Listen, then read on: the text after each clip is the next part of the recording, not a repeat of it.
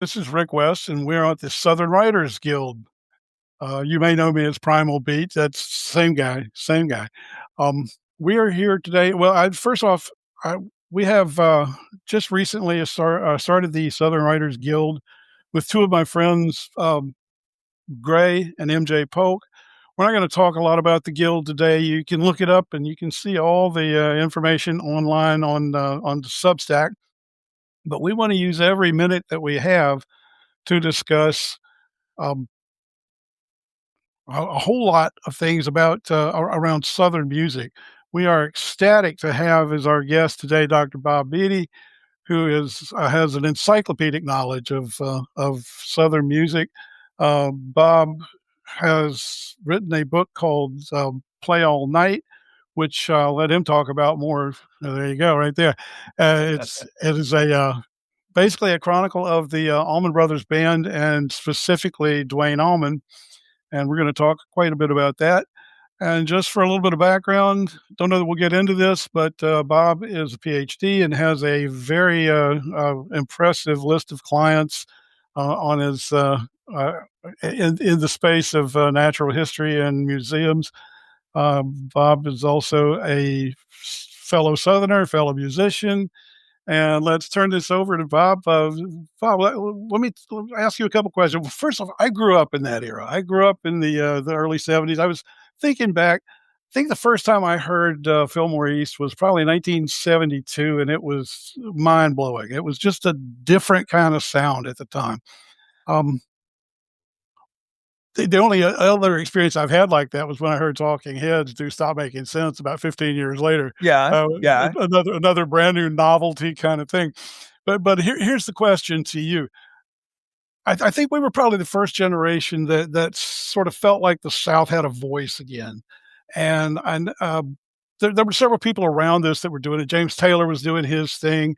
Ronnie Van Zant, Petty came a little later, but you focused specifically on Almonds and the Allman Brothers and Duane Allman. Kind of Yes. tell us about that. Why those guys? Why the Allman Brothers?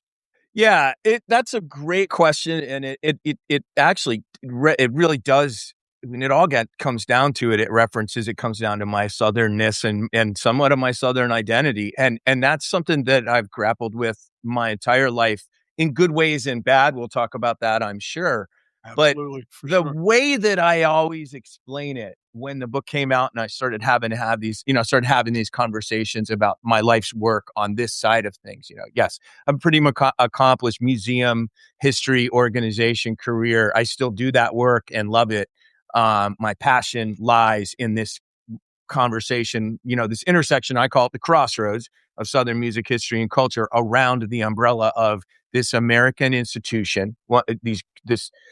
Just worldwide impact of Southern artists. Let's call it what it really is. That was a little bit of a later part of this journey for me. But I think, like you said, Rick, I'm 20 years your junior, I think, as we talked about ish, because I was born I was actually born about 3 weeks before this album came out. I'm sorry, it was recorded at Fillmore East, was recorded. But by the same token, yes, for those of us, I know for your generation, because I've studied it, and my generation, because I lived it, there was a catharsis in music, period, about especially when you saw, in my case, the integrated music Yeah. of either sounds or people. So the blues bands in general, especially in the later 60s and 70s, had white dudes in the band. It wasn't just a black band barnstorming. But in the Allman Brothers case, they were integrated. They didn't sing about anything other than kind of loving each other and having a good time. Like there wasn't a message there wasn't an overt message, but of course it was always there. And I connected to that for sure. I connected to the regional pride and sense of identity stuff that itself got wrapped up into Confederate iconography and lost cause. I was just raised steeped in that. So I will say that initially when I saw the rebel flag, it was, and with Skinnerd and with Southern rock in general, it was a talisman for me. Like, oh, good. Mhm. And I make no excuse for the flag whatsoever. Like, that is not what I'm here to talk about. I will say that and I put this in the book. I think the band used it completely unironically when they did in Uh, 1974. And Undoubtedly. I think that doesn't excuse it either, No. in No. any sense. But they have since said, no, we're not doing, that had sense because they're no longer around. But there was a regional pride for sure. Petty, in the 70s and 80s, he was everywhere, and everybody knew he was a Gainesville boy. I spent a lot of time in Mhm. Gainesville. My parents, Mhm. we went to Gator Game, we had season tickets, etc. So that was really like a part of my upbringing.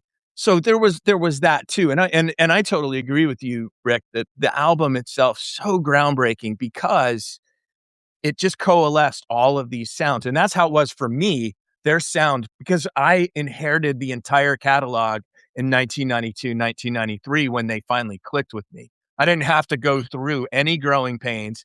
I didn't have to listen to Erica Yeah. records and Right. impale myself. I did just Right. do that, and I wrote an essay on Yeah. it, so I was able to sort of look at this entire body of work in its bits and pieces all at once. And it was, I mean, I was 21, 22 years old. Like it was as if God said, here, man, this is what you're going to be listening to the rest of your life. And then I think the point that you were asking and where it fits, when I saw the word Southern Writers Guild, I was like, oh my God, I want to be part of that. Like it was like, and then you invited me on the show. Like, this is the coolest thing ever. Holy crap. Cause I think the concept is super cool. And I love the guild concept in general, going back, Yeah. the historical Thousands of concept years. of Yeah. it, Really. Yes. you know, but again, bringing it all back, like it is a groundbreaking album. And that's why I chose to write the book about it. I set the goal in 1998 to get a PhD, write a book on the Allman Brothers, along with about 10 other goals. I think maybe 8 other goals. I think I ended up with 10 or something. By 2014, I had 3 left. It was those 2 and learn to Oh, play there you slide go. guitar. So in 2014, I learned to play slide guitar, figured it out enough so that I don't sound like everybody says you sound like when you start. And then I had begun chipping away to toward that PhD, my dissertation, which is over Uh-huh. there. Right, this is was All right. was He's the first product of that, and then the product, 144,000 words down to 85,000 words. And Okay. I'm really super proud of kind of how I ended up doing that. Well, And I let's go was writerly nervous, for a minute. Let's go sir. writerly for a minute. Yes, yes. Yeah, talk about how that process went. Yeah. I'm looking at everybody here. We are Substackers. Many of us are writers, Yeah, yeah. etc. It Yes, is every indeed. bit the grueling process that you might expect. I have only had 2 flight moments in my writing career. This is school. This is anything I've written professionally. Books and articles. Even presentations. You know, um, the first time was when I got to chapter 2 of my dissertation, and the first time I read it, I realized how shitty it was. And it was like, instead of being like 75% done, 80% done, most of my first drafts, like the ideas are there. I just got to start moving them around. This one was like 50% done. And I was like, I don't know that I can get this dissertation done. And I was on timeline. I was getting funded, a little bit of funding for the first time ever. The second time was in the middle of turning the dissertation into Play All Night, into the book. And that was a grind. And there were a lot of times in my mind, I thought, I don't know, not a lot of times. There was like 1 or 2 times, like in my mind, I don't know if I have this in me, to mold this. So the bottom line in the writing process, the dissertation was literally everything I could cram in, all the quotes I could find, and try in some ways to string them together. Between that 144,000 words, which I said a lot in, and the 85,000 I ended up with in Play All Night, was me as a writer. No shit, this is absolutely true. Feeling free to speak, to speak. I found myself in all my previous work, including my dissertation, the quotes, the sources were doing all of the heavy lifting, and I had to add the interpretation to what they meant. So as a writer, that was, it was first getting used to the concept. Oh, I don't just say Duane Allman is the greatest thing in the history of the world. I have to like make something. And then it became as simple as, well, my argument is, if you want to understand Duane Allman as an artist and the Allman Brothers Band as a group and what they were trying to accomplish with and for music, listen to At Fillmore East. And the book itself became a biography of a sound. That's what I call it, right? It's because the next record they put out has some of their most glorious original work ever. Between Eat a Peach, I'm just Eat a Peach is you and great. I Eat are a Peach is another we're great one. talking shop, but I'm going to talk my Allman Right. Brother truth, I'm right? sorry. Absolutely. Go ahead. But they had these 3 original songs without Duane that they started with, and then the final 3 that they recorded with him, including Blue Sky, Stand Back, and Little Martha, that were just charting new paths for them. All It's great songs. yeah, Mhm. it's a really tragic story. So yeah, and I saw MJ said like trusting your own writing voice. That was super important to me because um it was a different move for me into a whole different sphere, you know. I knew that I knew the hardcores were gonna like what I wrote. As a buddy of mine said who read it, he goes, "You want a book that's gonna quash a bug, or do you wanna say something?" You know? Yeah. A friend of mine, not a colleague of mine, another Southern writer, actually, who I'm going to commend to you guys. He and I were speaking last week, and one of the things he said, and this is something that I sought to do. Again, I know the hardcores are going to love this book, so I knew that I could slide in the stories and the quotes that weren't well circulated because 4 or 5 books on this band. The second thing I did, and this is what he commended me for, and it made me happy because this is what I wanted to do. He said, it's the type of music book I like because I don't have to know a whole lot about the band to appreciate the story and the storytelling." And I was like, please, that's Yeah. it. So Yeah. Yeah. it was a journey. It also happened, final thing, and I'll let you ask your question. It was during the pandemic. So Ah, I signed the okay. contract like right around when all the stuff with George Floyd was happening. And then the movement in Richmond around they called it Lee Circle. They changed the name. I can't remember it, but where the Lee I statue was, where they believe it were or not, I was projecting living in Richmond things. at that time. Okay, you're yes. Yeah, yeah, right. And so I was very struck. It was a real fraught time, and Yes, it I don't was. know that I Well, recommend very anybody take on their magnum opus during that. But by the same token, at time, yeah. the obstacle's the Right. way.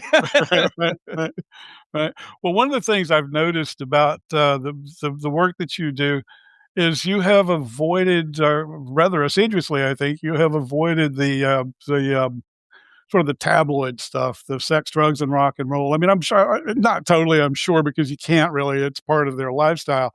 But, I do notice, as a writer, that's kind of a bold move.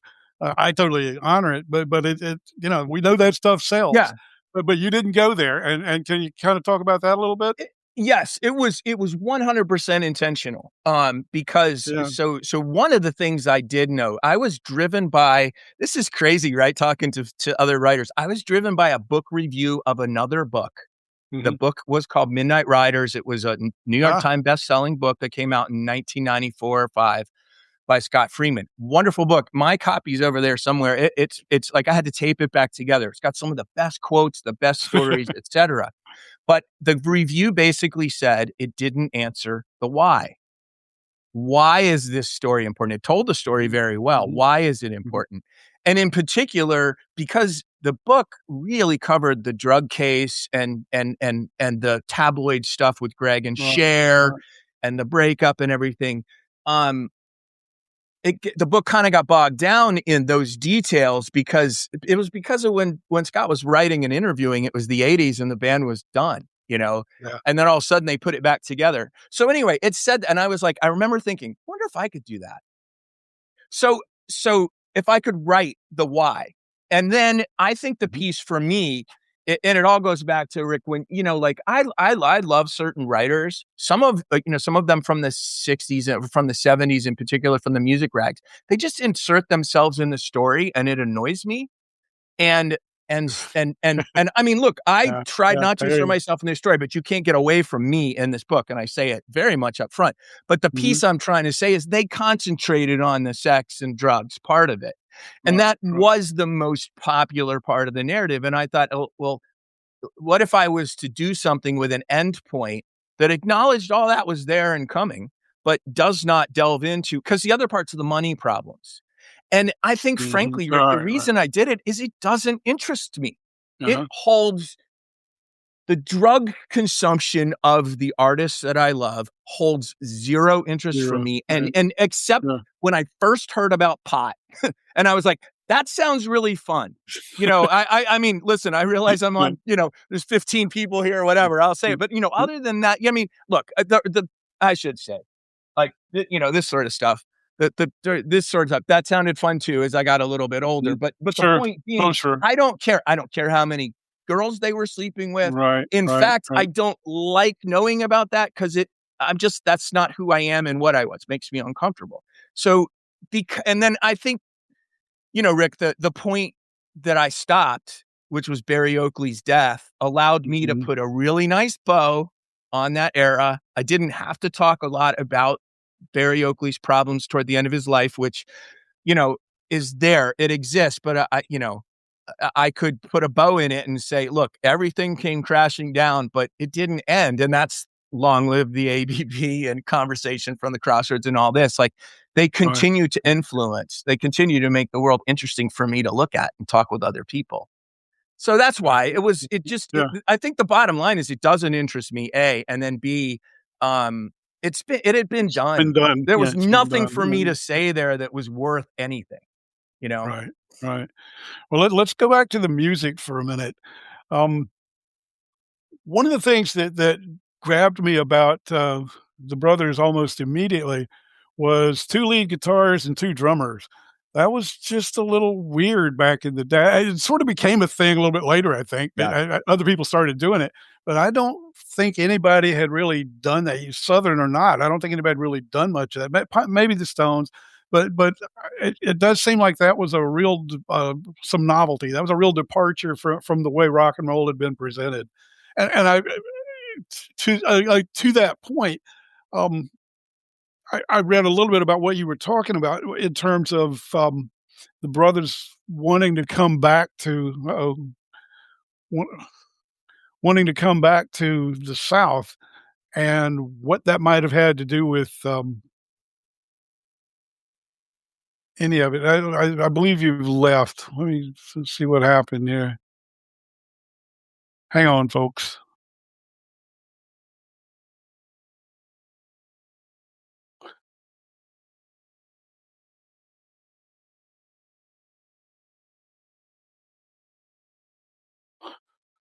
Yeah, he dropped off. Let me see if I can get him back.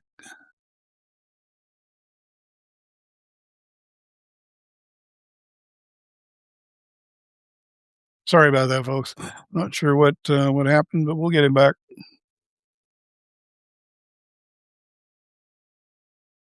There you go. I don't know if you there? Yes, sir. Hey, okay. Sorry about that. I don't know what happened there. I don't anyway, moving So forward, you were talking about yeah, drummers. You were talking about the 2 drummer thing, and right. and then I was babbling, and then it kicked me out. The Grateful Dead had 2 drummers. I guess they did, Santana yeah. did tour with multiple percussionists, but not necessarily Mhm. 2 full trap sets. In 1970, Mad Dogs and Englishmen, I think they had 3 full trap sets up there, but that Oh, wow. wasn't a Okay. band. Right, right. The 2 drummer thing is truly, like, one of their most significant not most significant. I think it's cool. I just think it's That's so very awesome, cool. like, Yeah. and it's hard enough to find 1 drummer, but 2, and then 2 that can play together is pretty remarkable. Hey, dude, I've been Um, around bands enough to know that 2 lead guitars would be almost impossible to pull off because those are 2 huge egos, staring at each other across the yep, stage. I mean, I've seen that sort of friction before, but these yep. 2 guys pulled it, Betts and Allman pulled it off. Yeah, yeah, there are times when 2 musicians just, and really all 6 of them, but those 3 guitarists, when you add Barry Oakley on bass there, Mhm. the things that they were doing, creating melodies, counter melodies, harmonies, and just the push pull that they were doing, even on um, the little stuff, the what do you call it? The shorter songs. It doesn't have to be in memory of Elizabeth Reed or You Don't Love Me. I mean, it happens on Statesboro Blues and Hotlanta too. It was remarkable. You're right. And I mean, Greg said the same thing when Duane called him up. He's like, well, I got these two drummers. He's like, what? And he goes, I got two lead guitar. I got a lead guitarist, Dickie Betts. And he goes, what do you do? And he goes, come on, I'll tell you, and that's what Greg came back into. Very unique lineup. Well, that was And a effective. question I had for you also. Is I heard you say the other day that Greg Allman was the last to join. And I thought, well, that's weird. He's the brother. What Right. kind of what did that how did that work out? Yeah. So the quick synopsis. Duane and Greg, they have to wait until Greg graduates high school in 1966 to go on the road. Duane had dropped out. Mhm. They go on the road as the Allman Joys. Yeah, remember that. And then they record a little bit unsuccessfully. They actually had 2 attempts at fame because Southerners had to leave in the 1960s, all the way through their success. They went to New We're gonna York get to and that. Yeah. they went to New York and auditioned for Bob Johnston, Dylan's producer, and they also came up here to Nashville and did some auditioning and some recording. 65, I think 66. And then in 67, they get signed with Liberty Records in LA and pulled as Renamed Hourglass, dressed up in psychedelic weird duds. And I was called, it's like Tom that, yeah. Jones meets Blood, Sweat, and Tears meets psychedelia. And so Duane, after 2 albums, says, screw this, comes back south, sets up in Muscle Shoals, Alabama, eventually finds his way. We can talk that story, but I don't believe he set up a pup tent. The story that Rick Hall started telling in the 2000s, I think he showed up, probably found himself a woman to stay with because that's how Duane rolled, Right. That's how they all rolled. Or he's bunked up with a friend. Eddie Hinton was there and a whole bunch of others. He makes his name. Duane records a really incendiary solo with Wilson Pickett on the Beatles' Hey Jude. It's a massive hit. And Duane gets a contract and gets to write his own way. Quits in the middle of a solo project in Muscle Shoals with Rick Hall, the famous producer from Fame Studios, and basically goes to Jacksonville and eventually he goes to Jacksonville, stays with Barry Oakley, who is in a communal home with Dickie Betts. He brings J-Mo, J. Johnny Johnson, African-American drummer from Mississippi, with him from Muscle Shoals. Okay. And they start jamming. One day, Butch Trucks joins that jam at this house. It's we talk historic sites and preservation, near and dear to my heart. Jacksonville Riverside neighborhood, 2844. There's a historical marker there. They set up in the front parlor. And there's the long-standing story is when Duane finishes, they said, anybody here not going to play in my band is going to have to fight their way out. And they all knew that was the case. And they finally convinced. So one of the things that happened when Duane came back to Florida, Greg came with him for a brief time. They recorded with Butch Trucks in a band called the 31st of February that included Scott Boyer, who ended up in Cowboy, bassist David Brown, who ended up with Boz Scaggs for many years, and Butch Trucks. And then Greg split in the middle of it, went back out to LA. And Duane was kind of pissed because Greg had never done that before. Like, no, I'm going my way. I think Greg was, as Paul Hornsby said, and I quoted in my book, he goes, I don't think they had to convince Greg much to go back. He was going to be the blonde, pretty boy front man, getting all the girls and all the attention and money. But it didn't work out. And 6 months later, Duane calls him, and there you go. There's a story. And he shows up at a rehearsal, walks in the room at the Gray House and goes, Jesus Christ, what a band. He's like, I don't think I can, told Duane, I don't think I can cut it. Well, then Duane said, you little, bitch. And then the rest, as they say, is history. The last member of the Allman Brothers band was the brother. Was the one brother. Yes. That's a riot. And quick note on the name, and we can talk monikers and we can talk all these sorts of things, but, they were the Allman Brothers band. They were brothers in a band. Allman was attached. it wasn't like all, and then it became Allman Brothers, and then poor Dickie Betts is like, man, I'm the leader. Hey, wait a minute. I'm Yeah, the right. leader. He was the leader of the band for many years, and his name's not Yeah, on it, yeah, and that yeah. bothered him. And I don't blame him. Like, nobody's I thinking about see that. this. Like, they're not thinking about song publishing when Phil Walden's ripping them off. So there's your Well, story about why Greg's the latest. It was maybe a little longer than I intended. I'll edit it oh, it's great. in Oh, my oh, own post. no, they were the Almond Joys earlier, which is just cheeky as hell. That's, Love it. that's a great Love name. it. Yeah, but let's talk about a little bit about that. They were out in L.A. and apparently it had to be something different than they wanted to be. What was it about them coming back home to the South that changed their way, or Uh, what about the South made the Allman Brothers? you know, that's a question we could spend the rest of our lives talking about. I Right, will spend right. the rest of my life talking about. But I'll say this, right? Like, when I had to think about these definitions of like what Southern rock is, quote unquote, right? Mhm. To just What put it out Southern there in the is in book. general, It yeah. Well, there's another one, Right. right? Yeah, It right. it it made me a bit uncomfortable because of all the baggage that comes with the term Mhm, Southern rock mhm, right. since the mid 1980s or whatever else. Um, but that's the way this works, right? You sort of got to look at it. Well, one determination I had to make was Southern rock couldn't begin when bands couldn't emerge from the South. Southern rock began, Absolutely, yes. and it was Southerners who stayed in the South. So this is like why Delaney Bramlett doesn't count. He went to LA. You might Mhm, call Leon Russell that maybe at one point, right? But nobody mhm, ever does, right? But Oklahoma, that sound or whatever mhm, else. mhm, This is why mhm. Stephen Stills and Petty doesn't even make it Stills, because yeah, Petty Parsons, I left. think, yeah, Brothers, yeah, yeah, that's So right. so I think that's what it is. Like, you took them out of the South. They were a hotshot rhythm and blues band. Mhm, And you stick them in LA and say, okay, now you're going to play these songs on that our songwriters have written, that we own publishing on, and we own the creative. We have creative control over what your output is. And I think ultimately they were cool with being rock stars, playing rock stars, dressing up. I think the real frustration for them was they were not allowed to play every night in LA. ah, And okay, that's who they were. And yeah, so they couldn't yeah. make any money. They were broke all the time. LA was very foreign to them.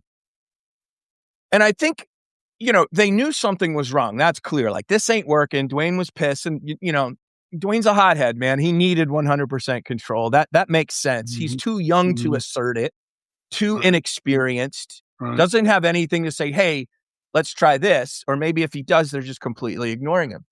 So in spring of 68, so this is April of 68. So it's between their first record and their second record. They're recording their second record, and they go to Muscle Shoals and they record a demo session. One of them, most famous song is the BB King medley, which are 3 songs from Live at the Regal. Um, and they bring them back to LA to the producer, Dallas Smith. And they're like, this is the worst thing I ever heard. Throw this away. No way.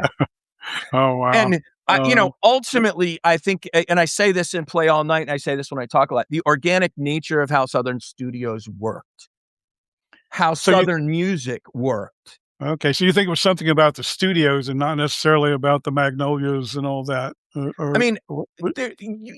I will, I think all of us that have this in our mind, the Spanish moss trees, right? Or the The kind of slower way mostly, of life quote and all yes, that, I yeah, think, right, yeah, right.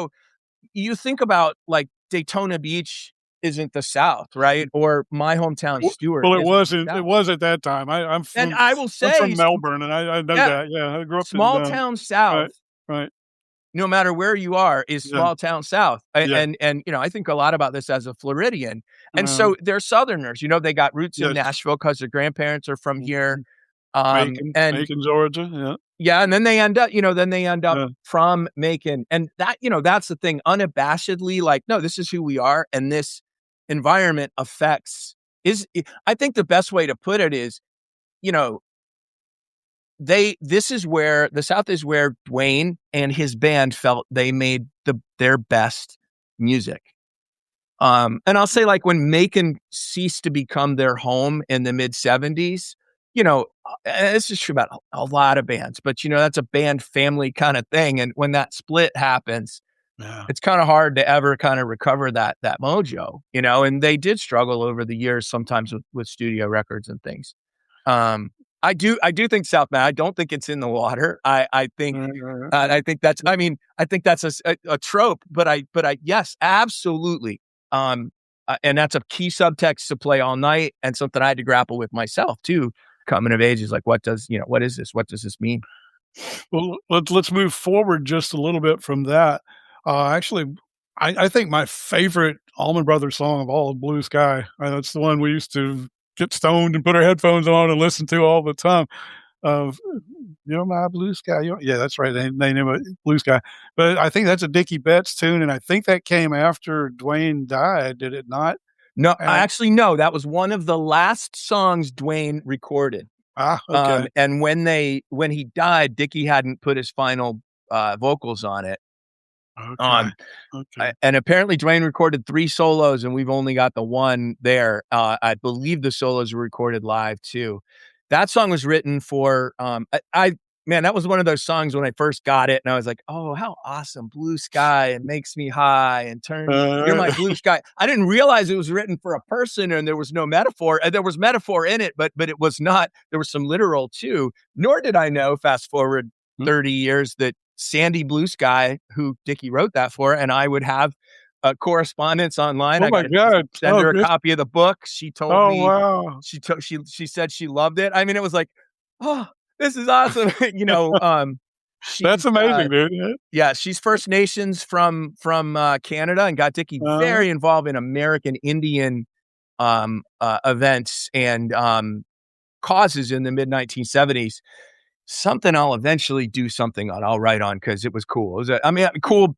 I mean, it's a cool insight into this part of the story. Cool is a you know the reason I brought that putting it up, that it way. wasn't actually about Blue Sky. It was this. They I know they had some struggles later on with the Arista periods. They kind of fell apart, but when particularly Duane died, they didn't fall apart, and that is amazing to me. Because that's unusual as well. Can you kind of address that a little bit? How did they manage to stay in the game? You know, yeah, this is right. This is one of the things I think about all the time, and I put on my Substack and other places, like, long live the ABB means the Allman Brothers didn't die when Duane Allman died, and No, I'm really glad for that, because yeah, it's enriched my life. It's given me a whole course of life to whole course to study, etc. Um, as I got into the Allman Brothers story when I was, younger, that the history, the story intrigued me. There's, like I said, their southernness intrigued me. Their commitment to their vision, Duane's leadership, the music, of course. It always started with, "Oh my God, this is the greatest music I've ever heard in my life." Right? I think the the lyrics of "Ain't Wasting Time No More," the first song Greg wrote yeah, after yeah. Duane died, that first song on Eat a Peach, the next record. Last Sunday morning, the sunshine felt like rain. Week before, it all seemed the same. With the help of God and true friends, I've come to realize I still have 2 strong legs and even wings to fly. And man, like, okay, I can just live that lesson. Like, I'll just take that with me. That couplet, and the whole song's like that, right? But I ain't Mhm. wasting time no more. Time goes by like hurricanes and much faster things. Like, Yep, I mean, love what that. choice do you have when you lose somebody dear to you, except to continue on? And if you're truly connected and, want to stay connected, then you continue on in the things that you did together that they loved. Okay. Then you add the fact that they're all in their early 20s. They're finally super successful, and a whole bunch of money's coming in. There's a Mhm. lot of drugs, and there's a lot of grief and trauma, PTSD Yeah, going on, yeah, that yeah. I mean, this is their only way to cope. They get 3 hours of relief standing on stage playing. As a historian, like I said, I came to the band and Toto. When I listened to what we call it, the 5-man band, the 72 lineup, which is the quintet Mhm, without Duane, you mhm. can feel Duane's absence, and you can feel everybody doing what they can to keep doing. I have chills saying this. I don't usually, but you can feel it. And I'm moved by that. Like, I'm moved by music that that pulls me along. That is what it is about their music that I love. Words are not, you know. What is it that pulls you along about it? How does it how does that music feel to you? And I'm asking you this from a musician standpoint. Yeah, Uh, great question. Best I'll tell you. I have told my children, Ryan and Tyler, who may watch this. I don't think they're alive, but they may watch this. I have told my best friend Troy, who's my bandmate and musical soulmate, and the guy that has lived all this Allman with me too. I said, I want you to play the last half of Mountain Jam at my funeral. So if what it okay. is about it is now, listen, Mhm. it's the whole thing. I don't want to, but I can't make people listen to all this stuff about me and make them listen to 33 minutes of the Allman Brothers, right? So I've Everybody got it. listen to 33 minutes of the Allman Brothers. Mountain Jam is awesome. It's fucking I've got awesome. it down to 13 minutes, but the thing about Mountain Jam that really grabbed me, I remember reading somewhere, someone said, yeah, then they'd go off and play this like 30-minute Mountain Jam. I was reading it in a magazine. I was like, 30-minute Mountain Jam. I was like, any music that can hold my attention for 30 minutes deserves a Yeah. listen. And it never let go, right? But that last part, coming out of Barry Oakley's solo, Duane counts off, and then they all come together. Butch misses it slightly, misses the one, but he comes back in just a little bit more, and it glows into this just glorious. It's what I think heaven sounds like. That's legit. It is. And then if you can recall, up over here somewhere, I think I have Eat a Peach. Oh yeah, Eat a Peach is up over Oh, here. yeah. The inside cover. To me, that's what it is. That guy with the sword Uh-huh. carrying the mushroom, like overlooking that gorgeous valley. I'm a hippie. Like so all the Okay. psychedelic imagery hits me in all the feels too. But the fact of the matter is, it's and this is the thing. It's the last like band song of a 5-show run where they recorded the album that is the reason we're speaking today, right? Like Mhm. Mhm. they had just finished playing Mountain Whipping Post for 23 minutes full bore, and then they just roll into this. And to me, it's like, okay, we finished our work. Let's go 2 have a songs beer. for an hour. Yeah. Let's go, Yeah. let's go, let's Yeah. go have a beer and just talk about what we just did. And they do for 30 minutes. It's so yeah, Uh, that's part of it's it yeah. is it's a communication. And I do love communication. I love great communication. That's why I love great writing. Like um it's all there for me. And I think the piece I gain a lot. Two things about them continuing. One is I gain a lot for myself because they had to do it again the next year when Barry Oakley dies tragically Yeah, in a yeah, yeah. motorcycle Right, accident. right, By yeah. that point, as Very Dickie said, we strange were just story. so damn tough. We didn't know what else to do. By continuing on, by changing lineups, by doing this, like to me, it gave me this breadth of a catalog to dig into, all of these, Mhm. roots and branches. I'm repping today Tedeschi Trucks Band, I was Jacksonville, gonna ask about Florida. that. Yeah. Yeah. Intentionality with the Florida references here too. Mhm, Drive-by mhm. truckers, this drive-by truckers lid, but Love Patterson they're Hood not and Jason Isbell they both. are related to this Right. story as well, Absolutely. through Absolutely. Patterson Hood and his dad and Muscle Shoals and all that. It's a Southern story that and for me as a Southern historian, like as a Southerner, as a historian of the South, it's a great space to be, to think about a whole lot of stuff. It's interesting. And then, oh, I know what I was gonna say. All the different eras just give me more music to listen to. Like it's like, yeah, Yeah. this is really Oh, good. Jason is Jessica, what? yeah, for sure. Well, sure. And kind of to follow that question up, I was gonna ask you about your Tedeschi Band, shirt. That's Derek. I know he's the son of Butch Trucks. Um, Nephew. how is he nephew? I'm sorry, is he the Yes. nephew? My bad. Um, how do you think, the legacy of the Almonds kinda rolled through time? I mean, who yeah, it's sort of like Nick Saban and coaching over at Alabama, right? Every big coach is through him, and so much of Southern music, it seemed to me, came through this Almonds group in some way or another. Is that a fair statement, or what would you Yeah. say about that? I mean, Uh, certainly uh, from an inspiration standpoint, right? uh-huh. I mean, they were the ones who set the standard. That's why all those Southern rock bands started adding 2 drummers. Oh, that must work. 2 guitars, 2 drummers, that must work. But certainly for inspiration, right? They made it happen. and endurance. Like their legacy, it's just like any band that kind of starts out in that era and gets to the point that they did 45 years down the road is going to have some dips. And theirs were very significant. Oh yeah. They had Yeah. three albums, in a 3 out of 4 albums in a 6-year span were pretty damn bad. Win, Lose, or Draw in 1975, and then the two Arista errors with Only Enlightened Rogues, that even holds up. So I know Greg was doing his own thing there for a while. He did the Laid Back, which was free. Multicolored Lady, a couple of songs. Those were good songs. Oh my God. So yeah, like if we could go on a whole thing about Allman Brother solo projects, Yeah. for any of you guys that are like, okay, where can I go? I've listened to these guys, but what else I got? Laid Back by Greg Allman, Highway Call by Dickie Betts, and the Sea Level album, Sea Level, Oh yeah. are 3 records all Uh-huh. made in the brothers and sisters era that are just tremendous. The only person not featured on those is Butch. He didn't record a solo record or sit in with those guys. But that, here's the thing, they reached massive success after Duane and Barry die in 1973. Brothers and Sisters is a #1 hit. Ramblin' Man is #2, only held out of the top spot by Cher, Half-Breed, believe it or not. This is a couple of years before Greg and Cher meet. In the meantime, Greg meets Cher and falls in love, and no doubt that they are madly in love. There are issues, as a VH1 Behind the Music used to say, but off stage, things are falling apart. That's going on.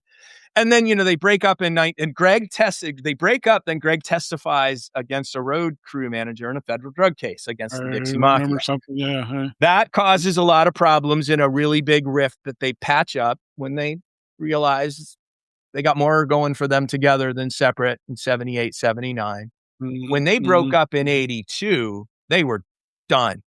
And the 2 records they did with Clive Davis are dreadful. I mean, especially the second one, Brothers of the Road. Greg then has a hit in 87 with I'm No Angel, which is not a very good tune, but it works. And then they put the band together in 89. And this is where they bring in Warren Haynes and Alan Woody. You're talking about new talent.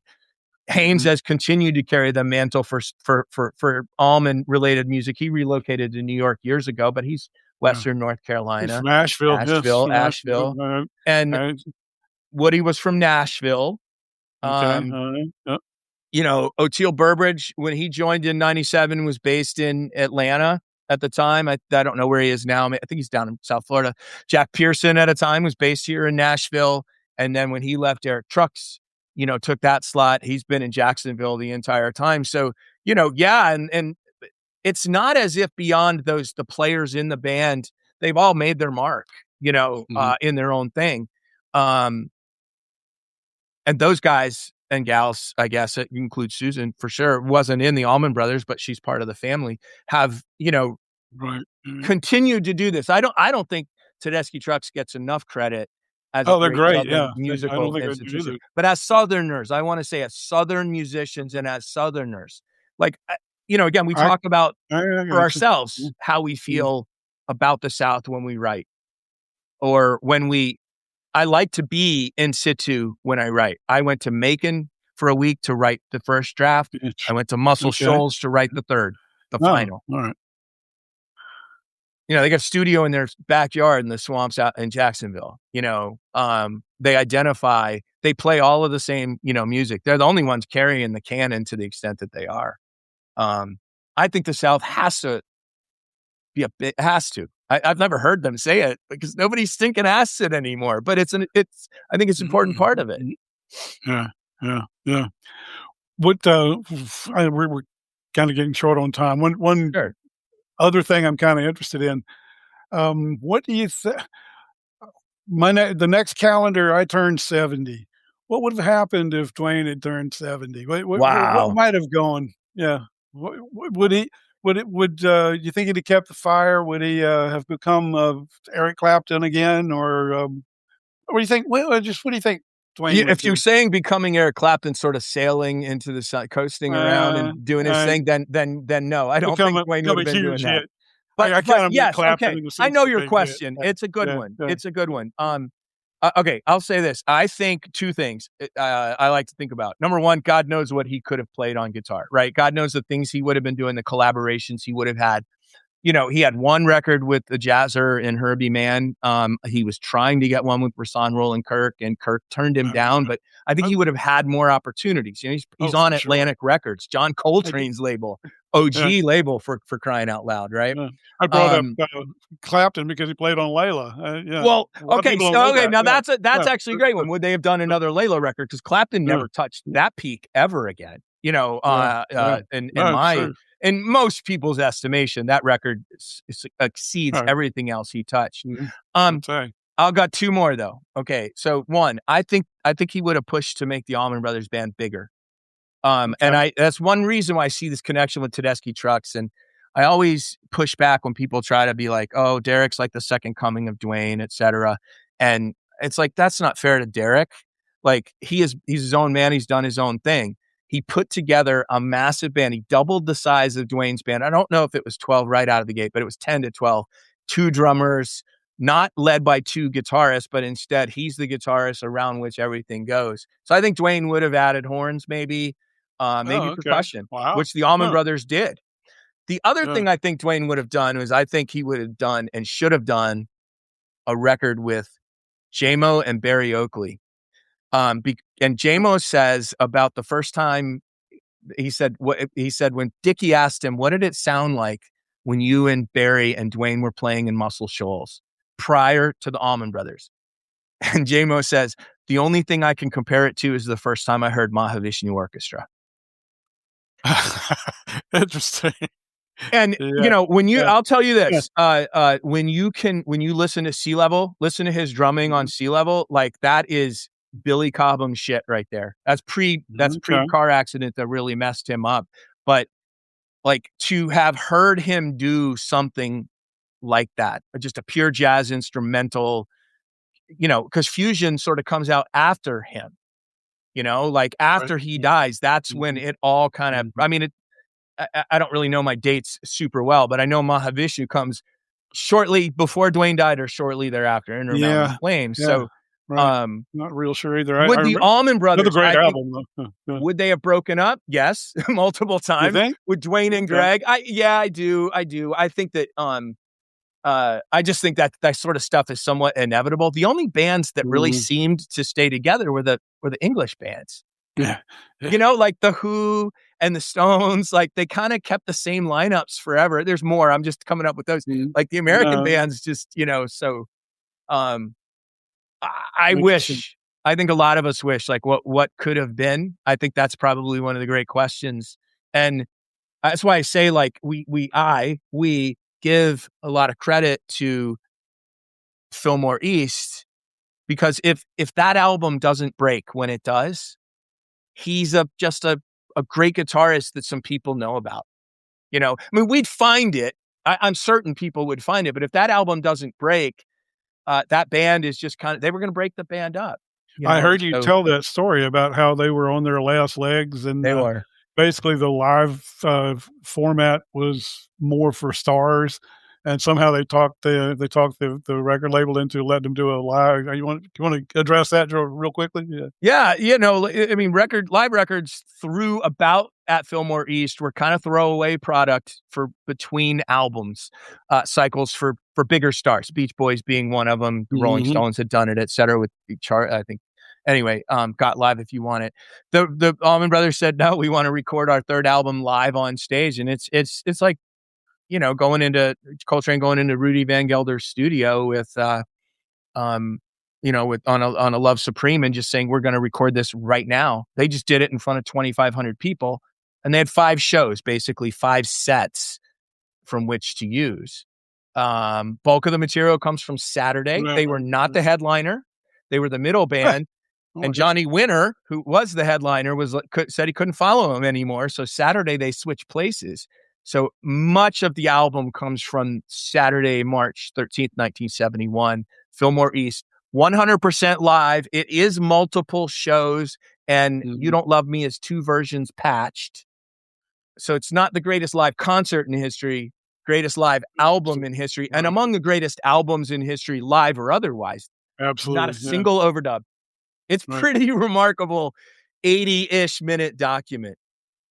And I agree with I MJ. They did know, they knew that they had done what they did. That's why I think Mountain Jam sounds so awesome, because they Yeah. had Mhm. accomplished what they set out to do, and they're like, we're just going to play in this beautiful venue in front of this beautiful crowd. One more question. I'm sorry. Something I kind of know, but I really don't. Did they have a connection with Garcia and the Grateful Dead? Was there a link between Almonds and those guys, and like Almonds and Little Feat and some of the other Not Little bands? Feat that I know of. I mean, maybe Lil George running around, Delaney and Bonnie and the LA crowd, etc. But Mhm. not that I know of. With the Dead, yes. And this is another subtext in the book. Same guy who told me my dissertation was, a book that could quash a bug. He said about the Dead, he goes, you dig into this some, like what is going on between the Dead and the Allman Brothers? Okay. So first of all, the Dead are about 4 years earlier. They found in about 1965. Allman Brothers are 69. And they're a model, 100% a model that Okay. culturally, musically, even to a certain extent, they're doing, Mm. but you have to remember what the Allman Brothers heard were like the first two Grateful Dead albums. Not even Live Dead has come out yet. So they're hearing magic in studio work. Mhm. Um, Phil Lesh was a huge influence on Barry Oakley, huge. Okay. And they did sit in with the Dead. The first time they all played together was Oh, I did not know the that. second time they played Fillmore. Almonds played Fillmore East in February 1970, and they joined the Mm. Grateful Dead on several things, including a jam. I think it starts out at Dark Star, then it goes into something called Spanish Jam, and Oh, it's I had no incredible. idea. I have Yeah, to find yeah. that. Yeah. And then there's another one. Duane sat in with the Dead. It never happened the other way before Duane died. A whole Mhm. bunch of stuff in 72 and 73. They played Watkins Glen together, largest concert in history in I 1973. remember that. Of course they Yeah. did. Yes, yes, yes. The Dead, the Allman Brothers, and the Yeah. band. But the Dead basically took a hiatus in like 74, and then nothing ever came of any partnership beyond that, Right. until Mm. after Garcia died. There became a few times when tours would intersect and guest Mhm. appearances and stuff Mhm. like that. The Warren Haynes and Derek Trucks both played in several different sort of Dead iterations, including Phil Lesh's bands. Um, so What's your hot take there's on Government Mule? pardon. What's your hot take on Government Mule? I loved original Government Mule. My ears still ring from a 1998 concert at Sapphire Supper Club in Orlando. Last time I saw Alan Woody. Mm. I love Warren for what he does. I love Mule for what they do. I'll see them when they're around. I don't love it as much as I did back then. Yeah. Um, Mm. and at first, I'll tell you, I've got this post up on my Substack from a long way back, but it is basically like the first time I heard them, I saw them live at the Horde Festival in 1994. And it was like I got hit by a sledgehammer. I hated it. I was like, I want Jessica, and I get left coast groovies. But, Yeah. I love that power heavy music. I have a punk rock. Mhm. I did punk Mhm. rock. Still love punk rock from my day back in the 80s. So like, I Mhm. like that Mhm. stuff. It's exciting to me. Um, I That's want an to see Warren interesting. and Derek do a tour together. I want to see them do a tour Yeah. and an album together. I'm surprised that well, I'm surprised he doesn't play with Trucks Band a little more than he does.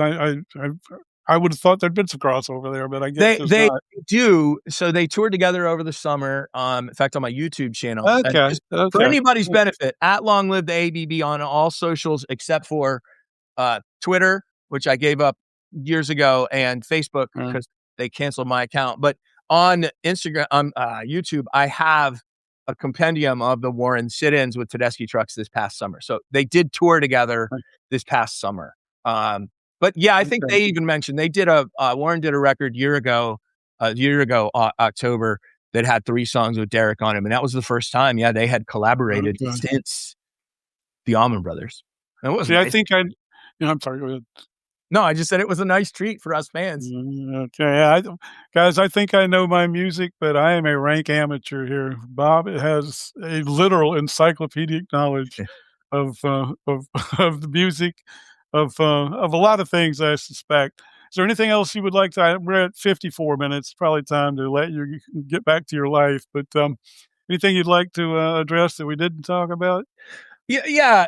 One more thing that I think is important to this conversation and to Mhm. my conversation. I can't tell you what it is about the South or why or how or Southerners themselves or whatnot. I think we're superior by any stretch of the No, of course not. imagination. I think Different. the ways that we do things right, it's all different. Like we have our bless your heart sayings in the Midwest, they call it Midwest nice, right? We've all got our Mhm. passive aggressive little things that we do and say, but there is something in the South. There is. I can't deny it. And as frustrated as I get with the South, I did an essay a couple years ago about what they were calling the contemporary South. Mercer University Center Mhm. calls it the Mhm. contemporary South. What Right. is that? What does it mean? I grew up in the post civil rights era. I went to integrated schools. I did too. Um, you know, and so I grappled with that as I did this and really, I think, seized my identity as a Southerner in during this time. And you know what it was? No shit. October of 2001, the final draft was due, and I went down with my dogs to Muscle Shoals and area. I think I was in Sheffield. Mhm. No, Mhm. I was in Florence, and anyway, I got a little Airbnb. I, I bought a bunch of little stuff to decorate it for myself, and I basically sat down to crank it out. The irony, the unintended, I was finishing it, no shit, on the 50th anniversary of Duane's death, and that was not intentional to be in the place where he started on the day that he died 50 years later, but Synchronicities. it Yes. really I call it mushroom Right. magic, and it's Oh, because the Allman mushroom Brothers magic, singles yeah. symbols Yeah. the mushroom, but the I went to TVA. I went to I just drove around, and I went to Wilson Dam, and I was listening to Drive-By Truckers. I was listening, to Jason Isbell, Mhm. these Southern Mhm.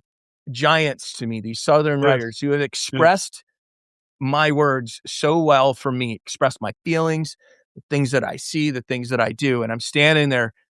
He's the song, I thank God for the TVA. And I'm like, TVA provides my Yes. power right here, Yes. right now. And the songs they sing about that, the Drive-By Truckers do. And it brought me back to sitting by the lake where my dad grew up on the farm on Beatty Road and listening to stories that he told about life and what happened. And I was like, I'm a part of this now. I'm okay with that. Like I don't have to run from the Mhm. fact that he was in the Kappa Alpha fraternity and my grandmother was in the United Daughters of the Confederacy. Mhm. And then Mhm. and that, no matter how they disavowed or didn't disavow, I'm a part of this. And in and of itself, there is a way that we do things that Yes. I think works. And one of that is community, building community with like-minded people. And so Mhm. that's why Mhm. it was so important to me to say yes to y'all and say yes anytime I'm asked to talk about these intersections because I do it because it endlessly entertains me. I mean, that's bottom line for Right. any of you guys Right. with writers. Like I do look at my stats, but really I don't care. I really don't. We've had that I'm gonna do this. conversation a few times. I read it, and here's how I know I like it. I keep reading it, and I'll read it again. I'm like, wow, I like that. That's weird. That's a Mhm. weird thing, when you're always in self-editing mode. So anyway, this Uh, whole part about that is important to me. A very important part of who I am and who I'm becoming. mhm. For my family. I'm in a long line of people who've lived here and done their thing. Very few of my family have ever really left, and most of it's been Mhm. Florida, um, Okay. which has its own set of challenges. But anyway, Yeah. Rick, Right. I appreciate all of you. I know we had some technical difficulties. I appreciate those of y'all who stuck around. Really grateful for the opportunity to talk about my work Oh, dude, this has been in this amazing. I space. really appreciate that you came on and talked with us because you are literally the epitome of the Southern writer. Thank And you. I totally enjoyed this conversation, and hopefully we'll do it again. Oh, But, please. Yeah. anytime. I'll have you guys. I'm paying Oh, that'd attention, be so I'll great. have you guys on mine. I'm launching a Yeah. podcast this year, Conversation from the Crossroads of Southern Music History and Culture, and it'll be me in Yeah, your role with people like you. So that we'll would we'll be be back great. in touch Yeah. on that, and y'all keep on doing your stuff. Seriously, really great to. Thank I'm here. I'm cheering you guys on as you're building what you're building. Community means something, and it means something right now. And good people got to do good things. I mean that. you. Like, I time is appreciate it, now. Bob. I appreciate that. You are awesome, and we will be back in touch very soon. All right, y'all. Appreciate it. All right, take care, Bob. Thanks a Bye. lot. And for the rest of us, this is the Southern Writers Guild. This has been Bob Beatty. A very interesting conversation, and please join us for similar conversations that we'll be having with other writers. And we look forward to entertaining you and play all freaking night. Later, guys. Take care.